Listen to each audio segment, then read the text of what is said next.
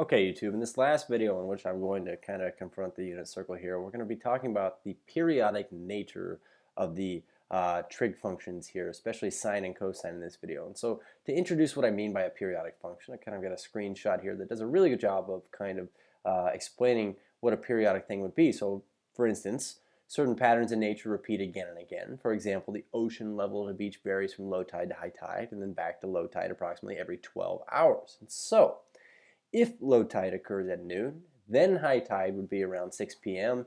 and low tide would occur again around midnight. So this is going to keep happening and happening and happening. This would be something that happens periodically. And so we say that if f of t would be a function that represents the ocean level at the beach at any time t, so that would be the ocean level at any time, then the level is the same 12 hours later, and 12 hours after that, and 12 hours after that, and 12 hours after that. That is to say that the function value that represents the ocean level would be the same any interval of 12 hours after the initial interval.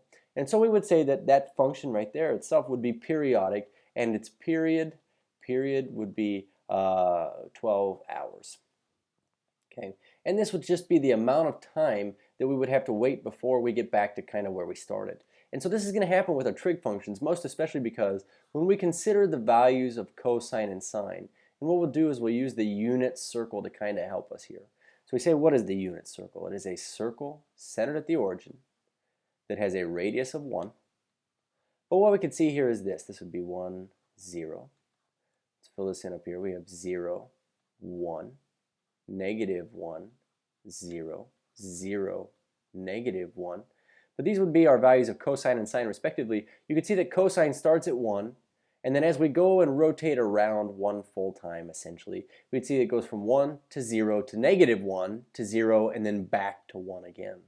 And likewise with sine values, we say it starts at 0, but then it goes 0 up to 1, back to 0, down to negative 1, back to 0, and then if we were to go around any further than that, it would just start to repeat itself. So that being said, let's go ahead and formally define what we mean by periodic functions, and then what we'll do is we'll relate that to sine and cosine. So that is to say that a function f is periodic if there exists a positive number p. And we say that p is typically the smallest number that satisfies this, but we say that such that f of t plus this amount of input would be the same thing as what you start at again anyway. So p would be that amount of input or interval of time that we refer to as the cycle length or the period. So we'd say this is true for all t in the domain of f. Okay?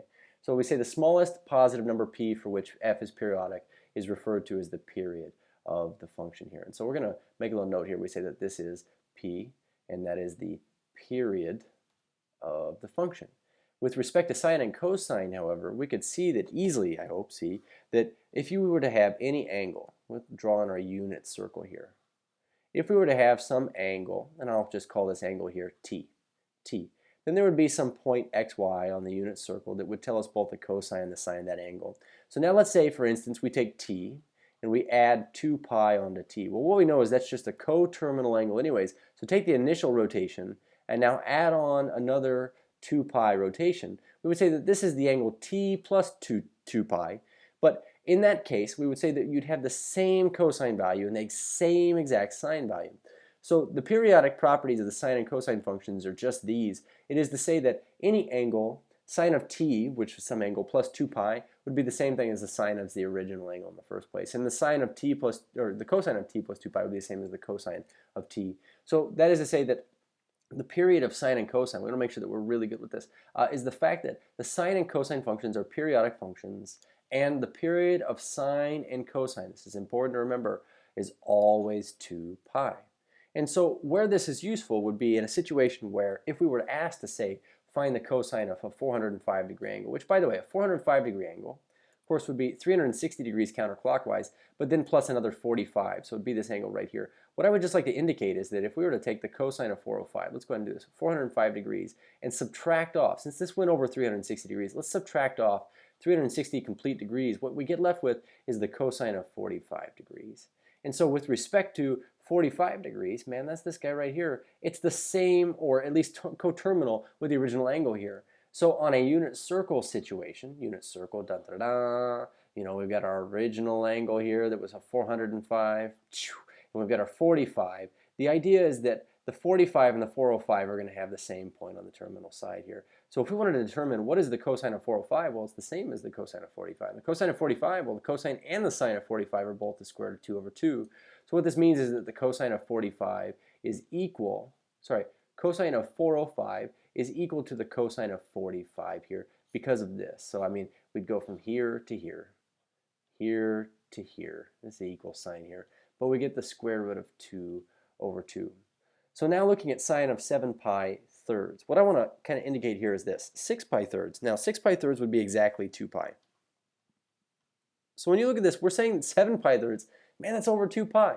So the same thing is with sine and cosine here. If we know that we've gone over a full rotation here, what we can always do is we can just subtract off its period as many times as necessary, or add on its period as many times as necessary for us to be able to deal with an angle that's just somewhere between 0 and 2 pi, or 0 and 360 degrees. So 2 pi wholes, that would be the same thing as thirds, 6 pi thirds. So we have 6 pi thirds off of our original 7 pi thirds. We get the sine of just a pi third. And the sine of a pi third, if we're going to do this in, say, degrees, that would be the same thing as a third of 180. So sine of 60, and of course sine of 60 is our common value of root 3 over 2. So the sine of 7 pi thirds is the same thing as the sine of pi thirds, but that's the root 3 over 2 here. So it is often beneficial to use the period if we do rotations or have angles over 2 pi or less than negative 2 pi. Cheers.